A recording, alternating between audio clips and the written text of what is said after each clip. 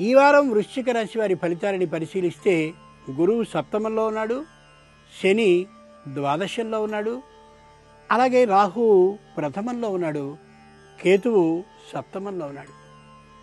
ఈ గ్రహ పరిస్థితిని జాగ్రత్తగా మనం పరిశీలించి చూసినట్లయితే భూగృహ ప్రయత్నాలు చేసే అవకాశం ఉంది, వివాదాలని దాటేటటువంటి అవకాశం బాగా కనిపిస్తోంది.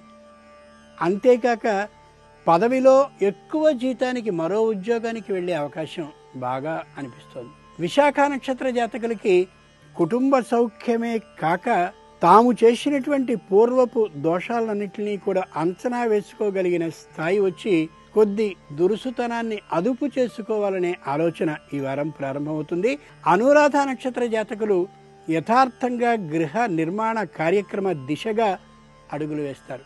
జ్యేష్ఠ నక్షత్రం వాళ్ళు కొత్తదైనటువంటి ఉద్యోగంలో ఆ జీతం యొక్క పెంపుదలతో ప్రవేశిస్తారు. నిశ్చయంగా ఈ వారం దైవపరంగా అయినట్లయితే లక్ష్మీ అష్టోత్తర శతనామ పఠనం లేదా లక్ష్మికి సంబంధించిన ఏ స్తోత్రాన్నైనా చదువుకోవడం చాలా అవసరం.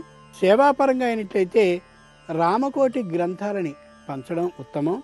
ముఖ్యంగా ఈ రాశివారు ఈ వారం బంగారం మీద పెట్టుబడి పెట్టుకోవడం చాలా లాభదాయకం.